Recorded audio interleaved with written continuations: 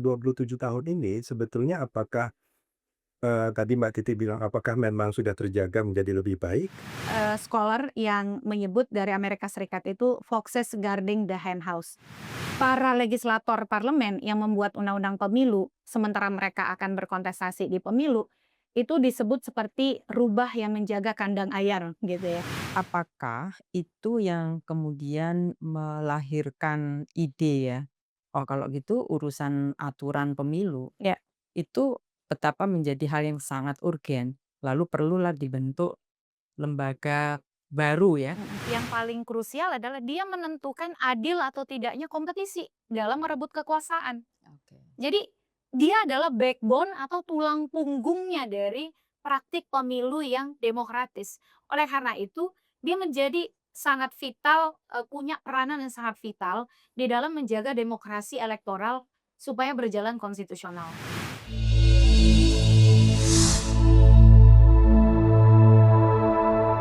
Apa kabar teman-teman podcast Nyadar? Kita jumpa lagi bersama saya Rudi Andanu dan juga ada Bu Ninik Rahayu. Kita ngobrol santai di ruang berbagi inspirasi dan harapan. Nah, hari ini kita kedatangan tokoh yang cukup menarik. Sebetulnya saya sempat ngecek gini, Bu Ninik. Siapa tokoh yang paling dekat dengan demokrasi dan perludem sebetulnya? AI menjawab, Titi Anggraini, dan beliau bersama kita saat ini. Terima kasih ini kok. Makasih Bu Nini, Mas Nah, ini Ruby. ini ini menarik sebetulnya kalau kita bicara soal, apa namanya, pemilu dan demokrasi, dan saya kira Mbak Titi adalah orang yang pas untuk membahas soal ini. Tapi sebelum ke sana, saya pengen tahu sebetulnya, apa yang membuat Mbak Titi itu begitu konsisten?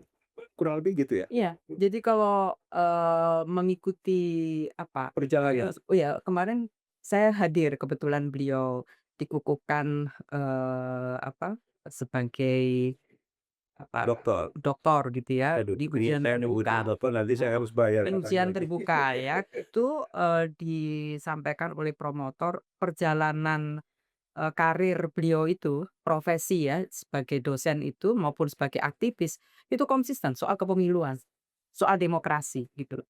Dan itu ya banyak orang yang apa, tidak banyak orang yang seperti itu gitu, Iya. konsisten, mengawal isu kepemiluan. Itu udah berapa tahun ya, Mbak Titi ya, diawali soal itu ya? Ya, jadi, perjumpaan pertama dengan pemilu dalam praktik secara langsung itu di pemilu 99. 99, oh oke. Betul. Jadi saya itu dilalahnya berkuliah, lulus 97, masuk Fakultas Hukum UI, kan krisis moneter hebat ya Indonesia. Lalu ada peristiwa reformasi 98, meskipun bukan bagian dari komandan aksi gitu ya atau korlap aksi, tapi bagian dari masa aksi pada waktu itu. Saya aktif di kampus di Badan Perwakilan Mahasiswa dan ketika waktu itu kan masa transisi ya, jadi Soeharto lengser, Presiden Habibie, diambil sumpah begitu, Wapres, Habibie dan kemudian menjadi presiden, dan dengan TAP MPR, ada kesepakatan untuk mempercepat pemilu. Pemilu kan seharusnya sesuai dengan jadwal rutin itu baru di 2002, tapi kemudian diputuskan dipercepat pada tahun 99. Nah, dibuatlah Undang-Undang Pemilu pada waktu itu, Undang-Undang Nomor 3 Tahun 99, maka pemilu akan berlangsung di 99 tidak di 2002.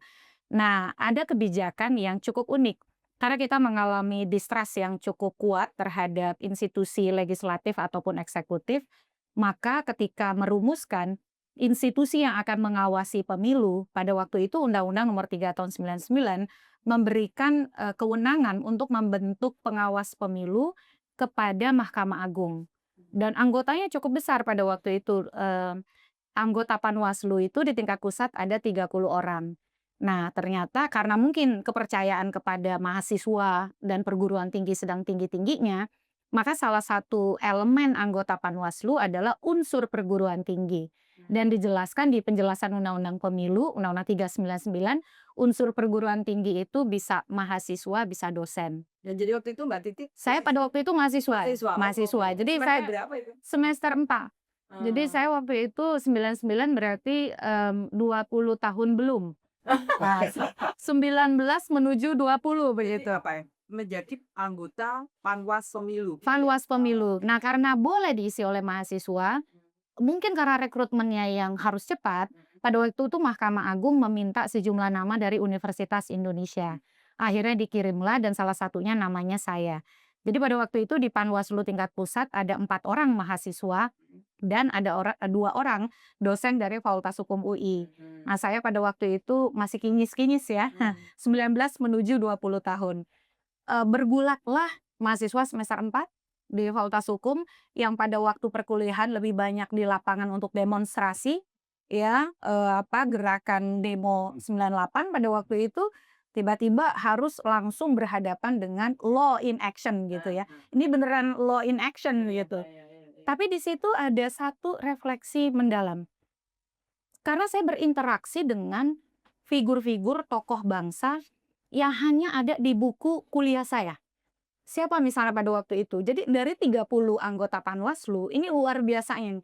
Ini pengalaman hidup yang menurut saya sangat istimewa yang bisa saya miliki dan tidak bisa dimiliki oleh orang lain. Yang pertama, ada Miriam Budiarjo yang menulis buku Dasar-Dasar Ilmu Politik. Semua kita orang hukum, orang politik punya buku biru itu. Tiba-tiba legenda itu ada bekerja bersama saya.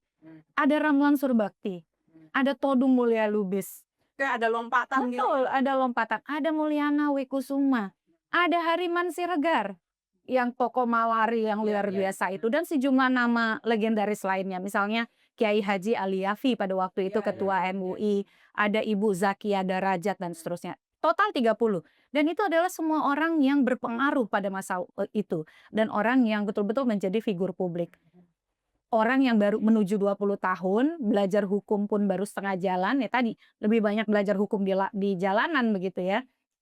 Akhirnya saya berinteraksi dengan mereka, tapi pelajaran yang saya dapat adalah mereka tidak pernah mengecilkan keberadaan seorang perempuan muda, mahasiswa, tidak pernah. Jadi kalau berdialog misalnya dengan Prof. Ramlan, itu seperti betul-betul mitra lah, betul-betul teman kerja. Kalau kami perjalanan ke daerah, ada beberapa kasus politik uang yang kami telusuri, misalnya di Sumatera Barat, di Bengkulu, saya merasa betul-betul menjadi warga negara berdaya begitu. Dari situ kepercayaan bahwa ternyata demokrasi itu menghargai orang muda, menghargai perempuan, memberi ruang kesetaraan. Disitulah bibit kecintaan pada isu pemilu itu muncul. Jadi jauh sebelum itu, sebelum menjadi anggota Panwaslu itu, belum ada gambaran akan berkecimpung di. Saya memang suka hukum tata negara. Jadi dari saya SMA, saya memutuskan masuk Fakultas Hukum. Saya memilih program kekhususan hukum dan hubungan negara dan masyarakat atau hukum tata negara. Itu dari satu bentuknya apa? Betul. Ketemu ya. Dari satu angkatan itu 250 lebih yang mengambil hukum tata negara tuh hanya 3 orang.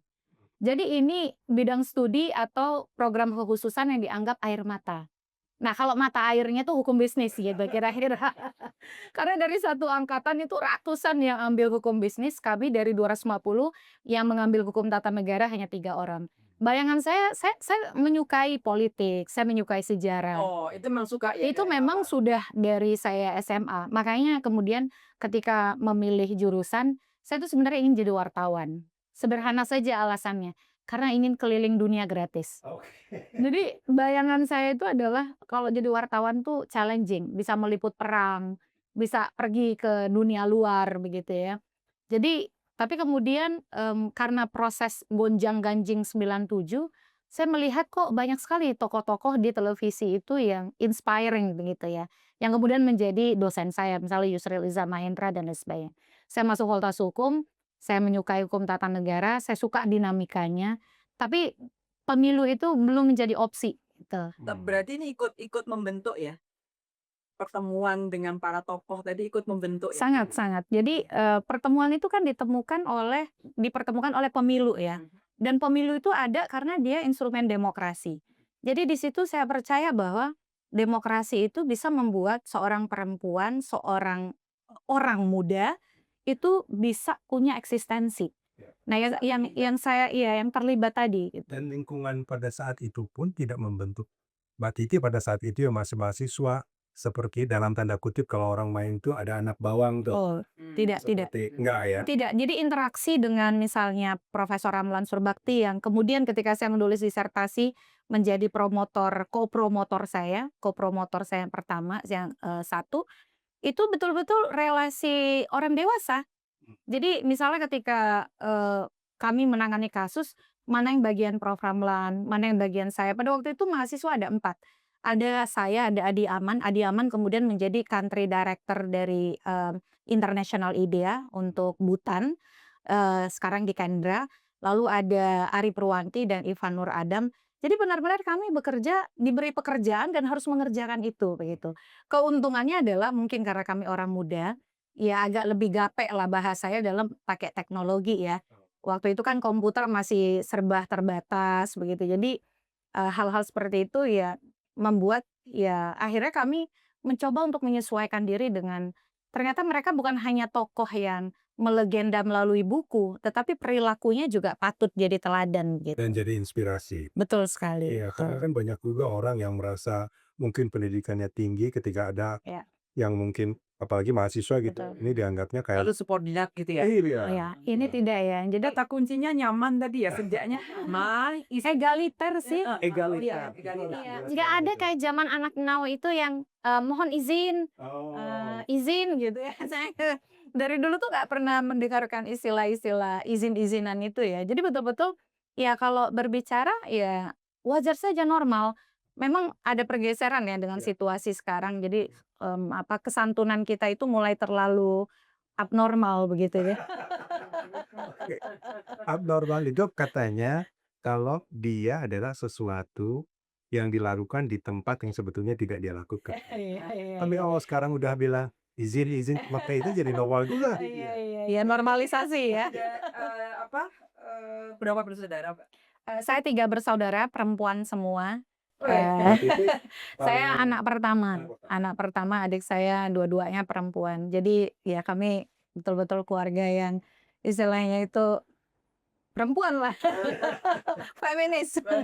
Tapi menarik, Bu Dini kalau bicara tadi Mbak Titi masih mahasiswa semester 4 Ya, sudah dilibatkan untuk menangani sesuatu yang ya, sebetulnya nasional gitu ya. ya. Dan kasus, Dan penanganan kasus, kalau Betul, dulu maksudnya betul. kadang-kadang kan ada punya keterlibatan tapi ya hanya administratif. Administratif Ini gitu kan ya. menangani kasus itu kan nggak gampang. Iya, Betul.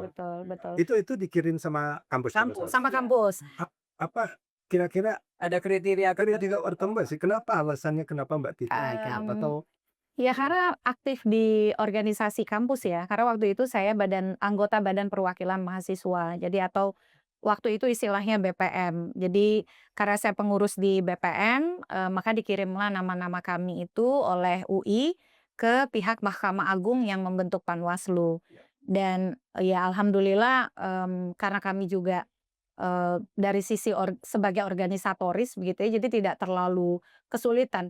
Sebenarnya kami kan ini membangun institusi baru begitu ya, di tengah proses yang berjalan sangat cepat, mempersiapkan kami itu dilantik, itu pertama kali pemilu langsung bukan? ini 99. Iya. Iya, pemilunya langsung Iya, DPR, iya. DPRD, yang presiden kan presidennya baru enggak? 2024, presiden belum. Tetapi kan pada waktu itu karakter kelembagaannya berbeda. Kalau biasanya Panwasla itu dibentuk oleh kejaksaan dan anggotanya partai politik, ini Panwaslu semua anggotanya non-partisan dan tokoh masyarakat, tokoh agama, unsur perguruan tinggi begitu.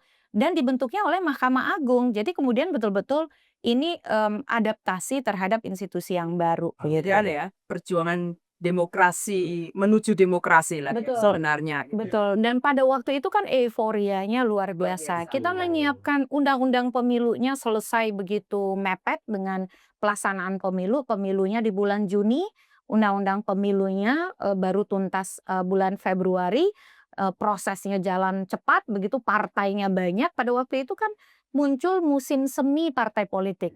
Dari semula kita hanya 3 partai, kemudian lahir ratusan partai dan kemudian menjadi kontestan pemilu 48 partai politik. Jadi dan di situ betul-betul, suasananya itu luar biasa dan atensi dan perhatian dunia internasional ke Indonesia kan juga sangat besar begitu. Saya ingat 99 itu kalau Mbak Titi di tingkat nasional, saya sebetulnya pemantau pemilu Oh, di kecamatan.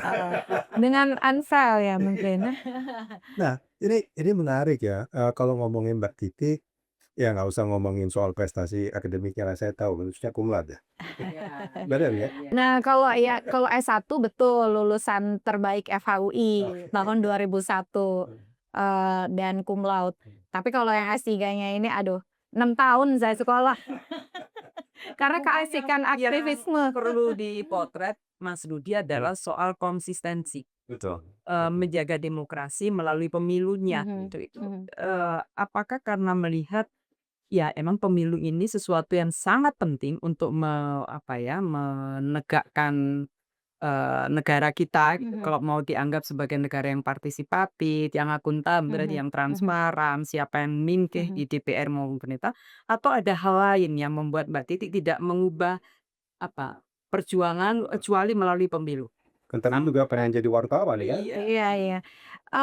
Dalam pemilu itu kan sebenarnya momentum yang betul-betul kita ini punya otoritas. Walaupun misalnya suara kita sering dikatakan hanya satu ya, tetapi otoritas itu kan nyata karena menentukan apakah si A bisa jadi anggota DPR, jadi anggota DPRD atau tidak, otoritas yang tidak selalu hadir di keseharian kita. Nah, tetapi kemudian ketika di bilik suara otoritas itu tersedia begitu dan langsung berdampak suara kita itu.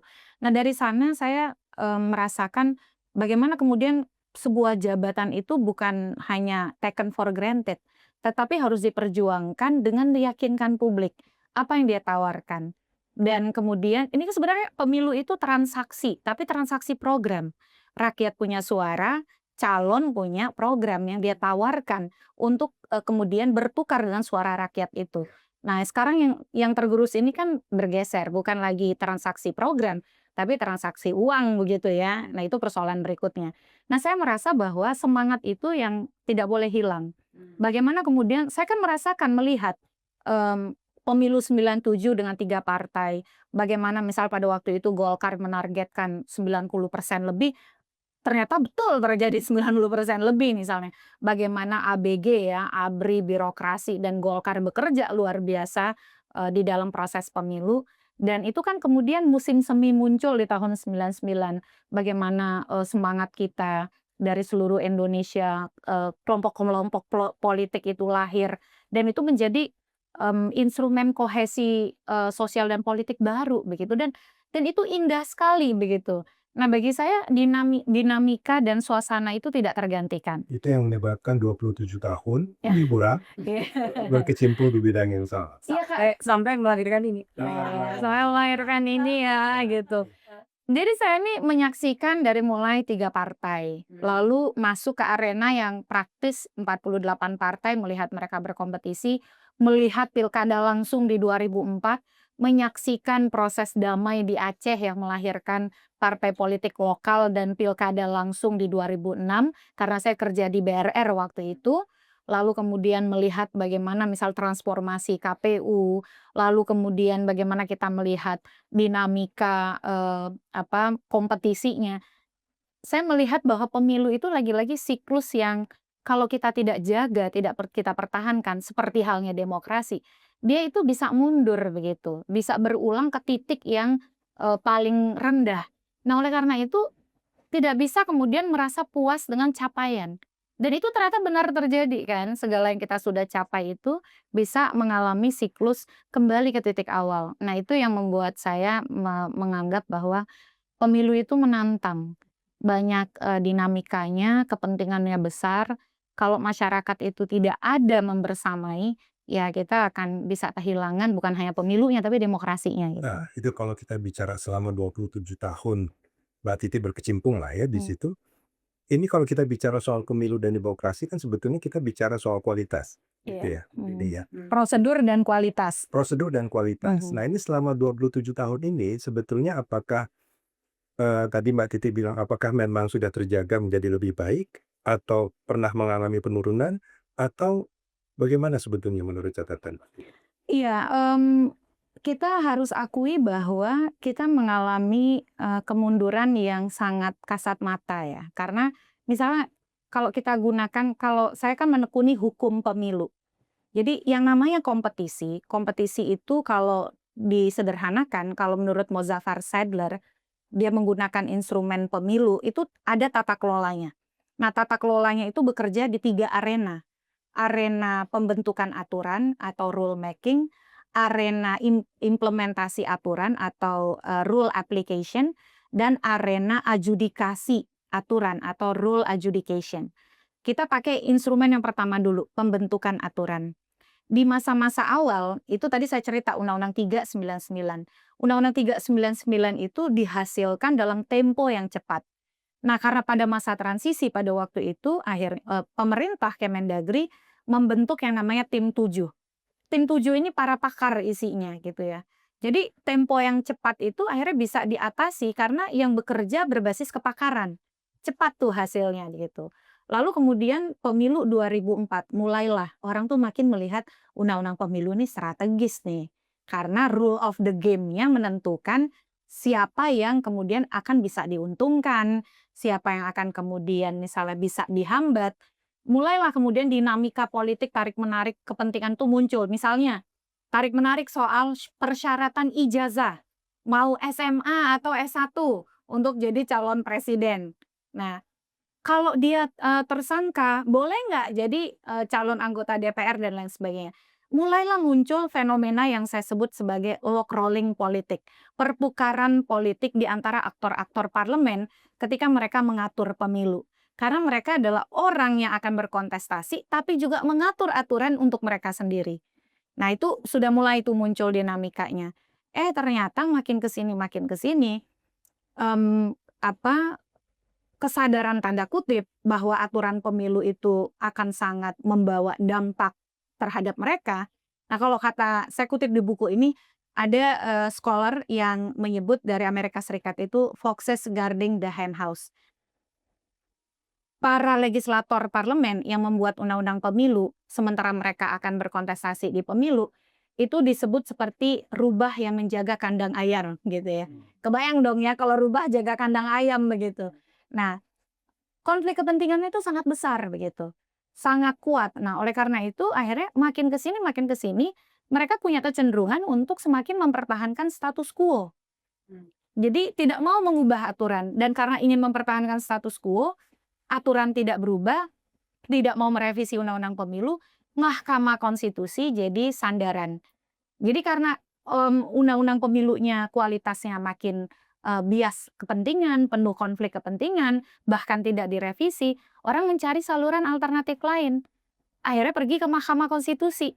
Dan, kalau boleh dilihat data per hari ini, undang-undang pemilu itu adalah undang-undang yang paling banyak diuji ke Mahkamah Konstitusi, Dan itu sejak MK berdiri, gitu. Dan itu yang Mbak Titi nilai kemunduran ya? Betul. Bukan stagnan, nggak maju, nggak stagnan, tapi justru Tapi kemunduran. dibandingkan, Betul. Dan itu ada kalau kita boleh pakai ukuran berikutnya selain misalnya hukum pemilu kita yang makin penuh, bias kepentingan, konflik kepentingan. Kalau ada juga yang menyebut bahasa lainnya partisan self dealing. Jadi dia ngedil dengan kepentingan partisannya sendiri gitu. Yang itu membuat tadi kualitas kan Mas Rudi nyebut soal pemilu itu adalah kualitas. Dari sisi aturan saja, aturannya mulai kemudian mengalami degradasi kualitas, yang indikator paling sederhananya makin banyaknya aturan yang dibawa ke MK dan lalu dibatalkan oleh MK, walaupun ada juga scholar yang mengkritik MK kan nggak bener-bener banget juga katanya ya. Tapi Eee, ada yang bilang, memang itu prosesnya kalau nggak setuju dengan pasal dalam undang-undang, dibawanya ke MK kan? iya, tapi kan nggak perlu cari-cari menantang rakyat ya, karena kan kalau mereka bikin undang-undang dibiayai oleh negara. Tapi kan kalau rakyat pergi ke MK duit sendiri, nggak ada sponsornya begitu. Nah, jadi dalam konteks, banyak sekali pasal dalam undang-undang pemilu yang dibatalkan oleh MK karena inkonstitusional. Meskipun kita tidak bisa juga menutup mata, ada praktik, politisasi peradilan juga yang menyertai. Tapi kembali tadi, ada ukuran lain yang bisa kita gunakan, bahwa ada praktek kemunduran demokrasi di Indonesia. Misalnya, pengukuran yang dilakukan oleh Electoral Integrity Project. Nah, mereka melaporkan bahwa pemilu 2024 misalnya, itu adalah pemilu dengan skor integritas elektoral paling rendah sepanjang pengukuran yang dilakukan atas Indonesia sejak tahun 2012. Dan kemunduran itu dikontribusikan oleh apa? Misal, soal aturan pencalonan yang tidak ajak, yang berubah ketika dalam proses berlangsung. Misalnya, pengumuman pencalonan sudah dibuka, tiba-tiba syarat usia calon berubah, begitu ya.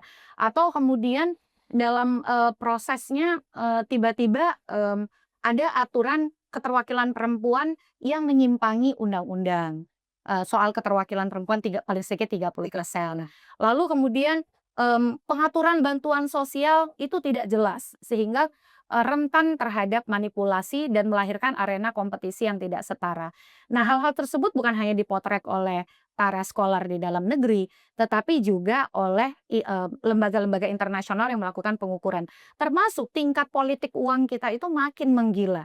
Jadi bagaimana kemudian uang makin determinan, makin berpengaruh di dalam, memenangkan seseorang. Sekarang ini batasan donasi atau sumbangan dana kampanye dari pemilu ke pemilu itu makin besar. Misalnya untuk individu itu maksimal 2,5 miliar. Untuk badan hukum atau badan privat, perusahaan, itu maksimal 25 miliar. Berdasarkan data komparasi dunia, batasan sumbangan dana kampanye yang tadinya maksudnya untuk membatasi, dengan besaran seperti itu cenderung malah tidak membatasi. Jadi semangat pembatasan itu sangat besar dan itu salah satu yang paling besar di dunia. Ya, ini kan menarik sebetulnya Mbak Titi kalau ngomongin soal indikator misalkan ya ada semacam kemunduran gitu kan. Mhm.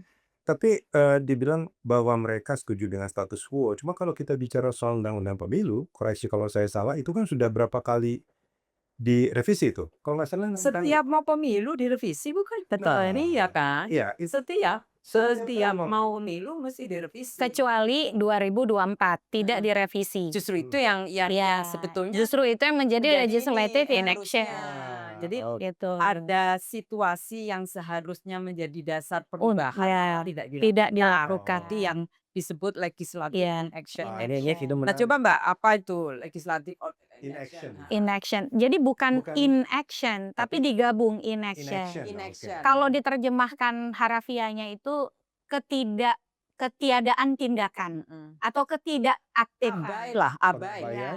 Pengabaian. Nah, jadi inaction. inaction itu ketiadaan tindakan, ketidaktindakan, ketidakaktifan gitu Mhm. kira-kira. Itu sengaja atau tidak sengaja, pokoknya abai gitu ya? Abai pada tugas fungsional dan konstitusionalnya. Itu kan gambarin politik hukumnya negara. Betul sekali. Iya kan? Betul Heeh. sekali. Betul. Terhadap politik hukum negara terkait dengan kepemiluan adalah justru tidak melakukan perubahan yang Betul. diperlukan oleh Betul. warga negara. Betul. Di tengah anomali banyaknya undang-undang yang selesai super cepat atau fast track legislation. Anomalinya, mengapa saya sebut ini anomali? Jadi cerita itu gini Mbak Ni, mungkin singkat saja ya. Dari pemilu ke pemilu, setiap pemilu dari tahun 99, undang-undang pemilu itu setiap mau pemilu berubah. Ya. Kita tidak perlu resah, karena kenapa? Pemilu kita ini memang the biggest one day election in the world. Pemilu satu hari terbesar di dunia. Walaupun belum pada waktu itu menyerentakkan legislatif dan presiden. Kan 99 cuma legislatif aja. 2004 legislatif duluan baru presiden. Ekonomis itu, majalah The Economist tahun 2004 sudah menyebut pemilu Indonesia sebagai pemilu satu hari terbesar di dunia. Padahal pemilihnya belum 200 juta. Dengan kompleksitas masih menggunakan sistem yang manual. Sistem proporsional terbuka yang melibatkan ratusan caleg di satu daerah pemilihan. Luasan wilayah yang sangat luar biasa. Sehingga ada orang yang nggak punya kesempatan nyoblos kan terpencil, Betul. terluar, atau Betul. mereka yang kayak di detention atau di Betul. rumah sakit. Ya. Karena sistem pemilunya belum sepenuhnya bisa mendukung gitu Betul, kan seingat saya. betul. Jadi pengembangan, peningkatan kualitas kapasitas kan menjadi wajar kalau dilakukan di setiap pemilu. Yang tidak wajar itu adalah setiap mau pemilu berikutnya semangatnya adalah kalau ingin mengeliminir atau membatasi kontestan baru untuk bersaing. Nah itu yang nggak bener gitu. Emang ada Ada. tensi itu? Ada. Misalnya gimana, Salah Mbak? satunya dengan setiap pemilu ada upaya untuk membuat persyaratan partai politik peserta pemilu yang makin berat. Oh. Nah, dari misalnya 2004 pemilu presiden pertama, berapa ambang batas pencalonan presiden atau presidential nomination threshold? Kan terkenalnya itu presidential threshold ya. Tapi yang benar itu adalah ambang Presiden. batas pencalonan presiden. Nah, Nah, 2004 sebenarnya angkanya itu adalah 15%. Tapi karena masa transisi dibentuklah oleh Undang-Undang Nomor 23 2003 itu cuma 3% kursi atau 5% suara.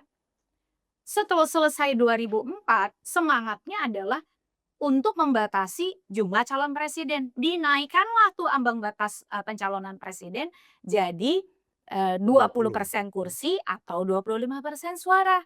Sah pemilu DPR. Nah itu kan ada intensi pada waktu itu omongannya agar orang tidak terlalu gampang lah jadi calon presiden, tidak terlalu banyak calon supaya biayanya murah. Tapi semangat utamanya adalah ya supaya tidak banyak saingan. Nah, Tapi jangan salah juga kalau terus masyarakat berpikir bahwa kenapa tiap kali mau pemilu undang-undangnya diubah, persis. itu karena memang ya ini sih main-mainnya partai politik kurang lebih dalam tanda Betul. kutip ya. Betul ya karena memang faktanya ada yang begitu. Walaupun secara objektif juga ada kebutuhan untuk mengakomodir hasil evaluasi pemilu sebelumnya. Nah, kembali ke persyaratan partai misalnya. Persyaratan mendirikan dan menjadi partai politik peserta pemilu di Indonesia itu salah satu yang paling berat di dunia. Harus punya kantor di seluruh provinsi, di 75% kabupaten kota, di 50% kecamatan, dan harus punya anggota 1.000 atau 1/1000 populasi di kabupaten kota. tapi bukannya harus begitu ya, Mbak? Kalau misalnya di los gitu ya, ya udahlah dibuat mudah gitu. Nanti Banyak jumlah partai partainya politik. banyak banget ya, Mbak? Memang betul bahwa menjadi peserta pemilu tidak boleh terlalu loose, tapi juga tidak boleh overkill. Tidak boleh kemudian membatasi alternatif pilihan politik. Sudahlah jadi partai politik peserta pemilu susah, mau masuk parlemen dihadang lagi sama yang namanya ambang batas parlemen.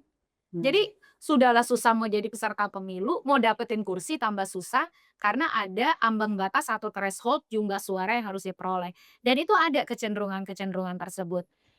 Pemilu 99 pakai Undang-Undang 399, 2004 pakai Undang-Undang 12 2003, 2009 pakai Undang-Undang 10 2008, 2014 pakai Undang-Undang 8 2012, 2019 pakai Undang-Undang 7 2017. Uniknya 2024 untuk pertama kali pembentuk undang-undang memutuskan tidak merevisi undang-undang pemilu. Padahal pada waktu itu 2019 ada 894 petugas KPPS Ya. meninggal dunia. Itu tragedi itu sebetulnya. tragedi, Itu Iya, tragedi itu. betul. 5.175 yang sakit. Ya. Belum lagi suara tidak sah yang sangat tinggi, invalid votes. Orang datang ke TPS, suara tidak bisa dihitung karena cara nyoblosnya salah. Berarti kan ada kerumitan, ada kesulitan, ada evaluasi yang perlu dijawab. Lalu ada sejumlah putusan MK yang membatalkan pasal-pasal dalam Undang-Undang 7 2017 yang dipakai di pemilu 2019. Misalnya, MK memerintahkan merekonstruksi model keserentakan. Kok bisa pembentuk undang-undang tidak merevisi itu, Ya. undang-undang pemilu kita? Pada waktu itu kita ngomongin nih, oh pemilunya harus dibuat lebih sederhana, pakai teknologi ini itu. Tapi justru tidak direvisi. Nah ternyata setelah ditelusuri, saya teliti di dalam disertasi dan yang menjadi buku ini, kalau sebelum-sebelumnya revisi undang-undang pemilu itu menjadi bagian dari strategi politik misalnya juga untuk memuluskan kepentingan partai-partai di parlemen, ternyata menjelang 2024 strategi politik yang dipilih bukan lagi melalui revisi untuk kemudian menghambat lawan politik, tetapi mempertahankan status quo. Status quo-nya berupa apa? Setelah ditelusuri, oh ternyata parlemen kita itu diisi oleh 81% lebih pendukung koalisi pemerintah, koalisi pendukung Jokowi pada waktu itu. Koalisi super besar, super size coalition. Akhirnya mereka kesulitan mempertemukan kepentingan politik dan kepentingan yang paling menguntungkan adalah tidak merevisi aturan. Dengan tidak merevisi, apa keuntungan yang didapat? Satu, partai-partai besar tetap punya insentif karena masih berlaku ambang batas pencalonan presiden. Mereka masih punya posisi tawar besar dong, karena mereka punya suara dan kursi banyak kan. Partai-partai kecil menengah tetap merasa agak lebih aman karena ambang batas parlemen tidak naik. Jadi status quo lebih menguntungkan dibandingkan kebutuhan reformasi hukum pemilu yang diaspirasikan oleh masyarakat. Artinya menguntungkan untuk partai politik, tapi sebetulnya itu tidak Merugikan. Betul, merugikan betul, Nah, masyarakat. betul. Mbak Titi, apakah itu yang kemudian melahirkan ide ya? Oh, kalau gitu urusan aturan pemilu Ya. itu betapa menjadi hal yang sangat urgen. Lalu perlulah dibentuk lembaga baru ya. Mm-mm. Di Indonesia kan memang belum ada Komisi Hukum Pemilu. Mhm. Gimana tuh Iya. relevansinya? Nah, jadi Karena itu kan kita punya BPHN, maksud saya ya, betul. ada BPHN yang juga menyiapkan Iya. seluruh produk hukum, lalu ada di DPR juga Badan ada keahlian, ada badan iya. legislatif juga Iya, ada balek, yang ya. itu juga menyiapkan aturan gitu. Apakah tidak terlampau eksklusif ya? Ada satu badan yang bukan hanya ya, walaupun tadi sudah dijelaskan betapa pentingnya ternyata ketika ngomong demokrasi dan pemilu itu salah satunya adalah karena legislasinya ini harus Iya. benar gitu Iya. ya. Bisa diceritakan ke Iya. kita ya, Mbak? Ya, undang-undang pemilu itu bayangan kita ya, mungkin kalau kita tidak menekuni, itu seperti elitis sekali gitu ya. Padahal kalau ada orang namanya tuh Pierre Lorty, dia bilang undang-undang pemilu itu pada satu masa akan jadi undang-undang yang paling banyak dibaca oleh seluruh rakyat di suatu negara. Karena dalam proses pemilu semua caleg baca, partai baca, jurnalis baca, pemilih baca, penyelenggara pemilu baca. Kita yang awam juga diminta untuk baca untuk tahu hak-hak kita. Yang diuji juga paling banyak kan tadi. Ya katanya tadi di MIA yang paling banyak diuji aja undang-undang pemilu juga kalau itu membuktikan kan. Dan dia yang paling krusial adalah dia menentukan adil atau tidaknya kompetisi dalam merebut kekuasaan. Jadi dia adalah backbone atau tulang punggungnya dari praktik pemilu yang demokratis. Oleh karena itu dia menjadi sangat vital, punya peranan yang sangat vital di dalam menjaga demokrasi elektoral supaya berjalan konstitusional. Nah, oleh karena itu dalam beberapa refleksi, saya kebetulan membandingkan 4 negara, walaupun yang punya pengalaman ini bukan hanya 4 negara. Di Kanada, di Selandia Baru, Inggris, dan Afrika Selatan, mereka juga menghadapi fenomena yang sama. Reformasi hukum pemilu sering terhambat oleh sikap partisan self-dealing tadi. Benturan kepentingan dan konflik kepentingan yang sangat besar antara orang yang membuat aturan sebagai orang yang juga akan berkompetisi. Itu yang terjadi di Indonesia saat ini. Dan ini kali yang jadi biannya ya, kenapa itu perlu? Betul sekali. Karena soal konflik kepentingan. Konflik kepentingan. Akarnya adalah konflik of interest. Bukan undang-undangnya perlu dibentuk atau tidak dibentuk, Betul. ya, tapi konflik kepentingan orang yang membuat undang-undang ini untuk memisahkan itu ya. Betul. Konflik kepentingan itu bisa menghasilkan satu legislative inaction, jadi legislatifnya tidak bertindak untuk mereformasi aturan, atau yang kedua adalah dia melakukan abusive activism, aktivisme abusif yang sewenang-wenang dengan fast track legislation. Jadi ada juga praktik dia mengendorse aturan yang justru membuat kompetisi menjadi tidak adil. Tetapi yang fenomena yang kemarin saya temukan, kalau fast track itu kan terjadi di arena lain ya. Misalnya undang-undang IKN, undang-undang revisi Minerba, undang-undang KPK, Cipta kerja apalagi itu 100 omnibus law gitu ya. Sekian undang-undang direvisi sangat singkat begitu. Tetapi khusus undang-undang pemilu strateginya karena konflik kepentingannya itu lebih dominan bisa difasilitasi dengan status quo, mereka lebih mempertahankan tidak merevisi undang-undang pemilu dan diam. Nah, jadi dalam konteks itu akarnya adalah konflik of interest. Tapi konflik of interest di pemilu, di undang-undang pemilu tanpa harus membuat derajat, misalnya ada yang saya mengatakan konflik of interest di dalam pembentukan undang-undang pemilu jauh lebih berbahaya daripada di undang-undang lain. Karena kenapa? Karena undang-undang pemilu ini mengatur pusat akses pada pusat kekuasaan. Sekali kemudian aturannya salah, maka produk dari proses itu juga akan salah. Jadi kita tidak akan mungkin berharap pemilu yang kompetitif, pemilu yang adil dan setara, dan pemilu yang demokratis kalau undang-undang pemilunya sendiri penuh dengan bias kepentingan dan konflik kepentingan. Kan undang-undang pemilu itu yang kemudian menjadi dasar melahirkan orang-orang di DPR-nya, di Persis. pemerintahnya, dan mereka Persis. lah yang merancang undang-undang Betul. untuk menjaga negara ini kan. Betul. Nah, ini menarik sebetulnya. Ada satu adagium tuh, Mbak Titi. Saya juga baca di situ. Ada adegium yang mengatakan bahwa kualitas demokrasi itu bisa dilihat dari prosedurnya yang predictable, Iya, tapi hasilnya unpredictable. unpredictable. Iya. Nah, kalau situasi di Indonesia kayaknya dengan perubahan undang-undang yang terus-menerus dan sekarang pun masih banyak catatannya dan hasilnya kelihatannya lebih predictable. Iya. Oke, kalau berdasarkan adegium itu berarti Prosesnya makin unpredictable. ya. Nah, dia bisa kalau berdasarkan adegium itu bisa dikatakan kualitas demokrasi dan pemilu kita ini belum Demokratis. Ya belum demokratis, mengalami penurunan. Karena kenapa? Aturan itu nggak stabil. Aturan yang bermasalah, problematik dibiarkan, akhirnya apa? Proses tahapan pemilu berjalan, orang berduyun-duyun pergi ke MK. Karena yang dipakai ini bermasalah. Sementara penyelenggara pemilu kan bekerja nih. Sedang bekerja asik-asik jeder, keluar putusan MK. Lagi asik-asik bekerja, jeder, keluar putusan MK.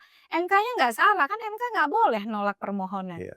Dan kita tidak boleh membiarkan aturan yang inkonstitusional, yang tidak adil. Jadi prosedurnya makin tidak pasti. Apalagi saya sangat tidak setuju dengan mengatakan, ya kan kalau tidak setuju silakan ke MK.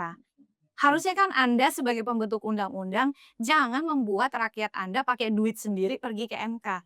Buatlah aturan yang deliberatif, yang transparan, yang akuntabel, yang berkualitas sehingga bisa menekan sedemikian rupa.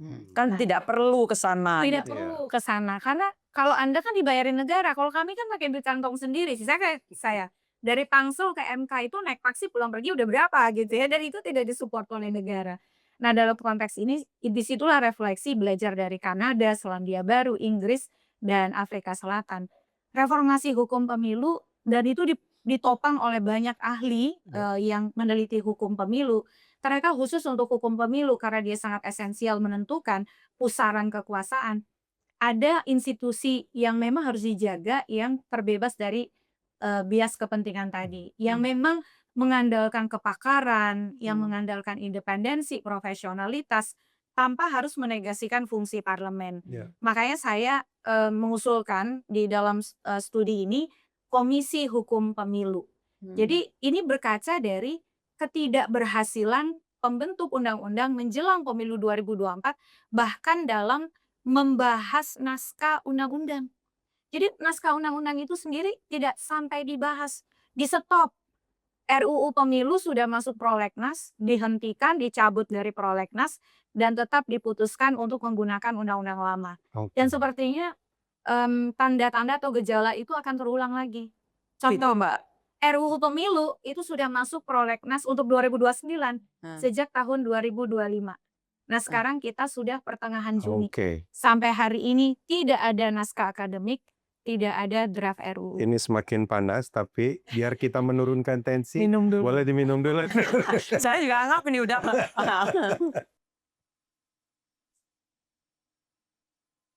Tadi kan Mbak Titi mengatakan bahwa ya udah memang ada kondisi di masa itu yang seharusnya tidak boleh ada inaction. Dia harus melakukan perubahan. Boleh nggak ada bocoran seharusnya undang-undang pemilu yang ideal itu yang seperti apa sih? Iya. Maksud saya gini, karena selain undang-undang pemilu yang ikut menentukan tadi ya, ada undang-undang partai politik, Betul. ada BKD. Betul. Nah, ini irisannya seperti apa gitu? Apakah kalau MD3 mungkin ya? MD3. Nah, apakah kalau undang-undang pemilunya beres, ini kualifikasi apa yang minimal seharusnya diatur di situ yang bisa menjadi guidance? Lalu partai politik, karena tadi Mbak Iya. Titi juga menyinggung soal politik uang yang sudah mulai nggak terukur Iya. gitu ya. Lalu yang tadi BKD. Ya, MD3. MD3, sorry. Jadi undang-undang partai politik dan undang-undang pemilu itu seperti dua sisi koin mata uang. Dia tidak bisa terpisahkan. Karena kan sebenarnya salah satu input untuk pemilu itu adalah output dari partai. Jadi partai punya output, dia menjadi input pemilu. Karena orang-orang yang dihasilkan partai akan masuk ke pemilu. Iya. Nah, kita punya undang-undang partai politik itu terakhir diubah, jadi undang-undang aslinya Undang-Undang Nomor 2 tahun 2008. Diubah terakhir dengan Undang-Undang 2 2011. Sekarang 2026. Sudah 15 tahun lebih. Padahal dinamika kepartaian kita sudah sangat luar biasa.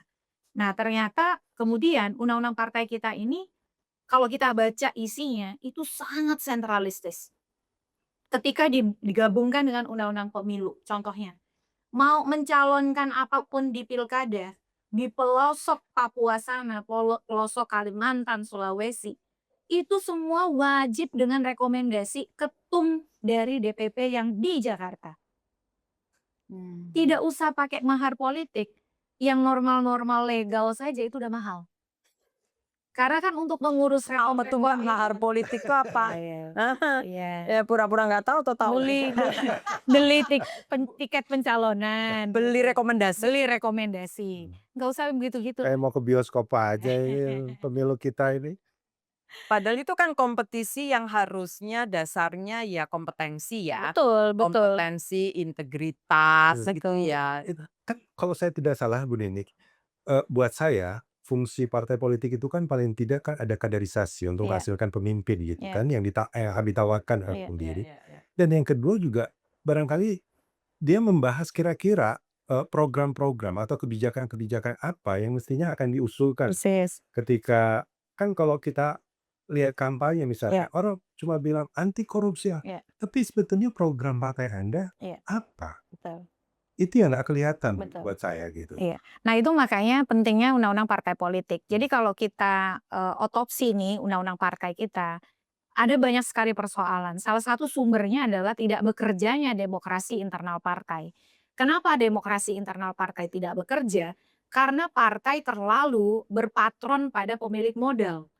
Jadi itu problem ternyata. Salah satu problem mendasar adalah problem uang. Makanya kemudian misalnya gagasan teman-teman di Perludem, salah satunya untuk ya ini bukan panacea ya, obat bagi segala macam penyakit. Adalah bagaimana kita mendorong misalnya makin terlibatnya, makin lebih signifikannya kontribusi dana negara untuk membiayai partai. Supaya partai tidak bergantung lagi pada pemodal-pemodal. Modal. Karena strategi itu gini Mas Rudi, Mbak Ni. Pemodal masuk ke partai, mulai kemudian diajak mengisi struktur-struktur elit, lama-lama jadi ketum kan. Ketika dia jadi ketum, lama-lama anaknya, istrinya, keluarganya masuk semua ke partai. Dan kemudian menentukan rekrutmen politik pengisian jabatan-jabatan yang akan diisi oleh partai. Nah akhirnya begitu, partai dikuasai pemilik modal yang kemudian melanggengkan praktik politik dinasti di dalam partai. Nah mau tidak mau memang intervensi negara menjadi dibutuhkan. Dan ada riset yang menemukan kalau dana negara itu mampu membiayai partai dengan signifikan, dengan cukup signifikan, bukan absolut semua dibiayai ya, maka dia bisa sedikit akan lebih bisa menekan korupsi politik. Tapi sorry, ada gini juga loh Mbak Titi. Oh kalau nanti partai dibiayai negara walaupun tidak seluruhnya gitu ya, nanti malah banyak orang yang bikin partai. Jadi kan satu hal kayak PT, bentuk PT kalau ke modalnya lebih banyak dari perseorangan gitu, jadi kayak bikin PT. Tapi kalau banyak dari negara, orang lalu berbondong-bondong bikin partai mencari untungan di situ. Gimana Mbak? Kan tadi udah diceritakan juga, mendirikan dan menjadi partai politik peserta pemilu salah satu yang paling sulit di dunia. Oke. Nah jadi memang tadi ya screeningnya itu juga sudah berat, constraint-nya juga udah banyak sekali, bahkan cenderung overkill. Yang dengan kemudian trigger dari pendanaan negara itu kita harapkan dia ada kontribusi bagi misal kuota untuk kaderisasi orang muda, kuota untuk kaderisasi perempuan. Sekarang partai memang dapat uang dari negara. Untuk yang punya kursi di DPR dapat 1.000 per suara sah. Yang di DPRD dapat 1.200 per suara sah.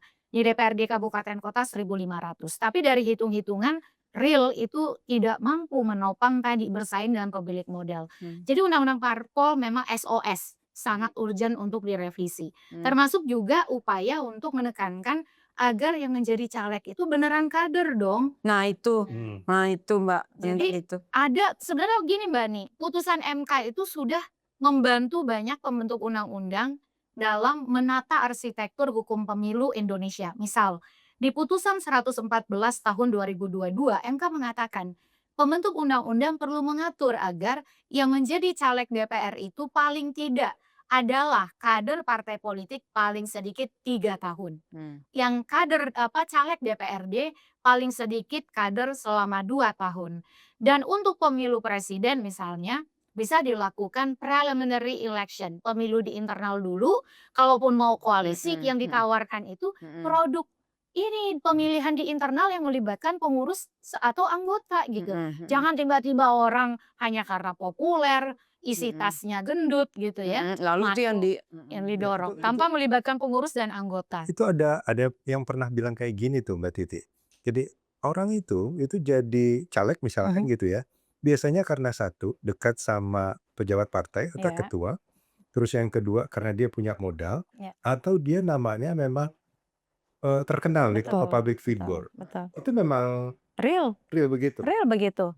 Jadi kalau tidak menjadi kesayangan atau favorit elit, punya duit banyak, dan yang berikutnya terkenal, punya banyak massa. Oh. Nah itu. Jadi itu memang problem kita. 2 ya Mbak, terkenal dan punya duit.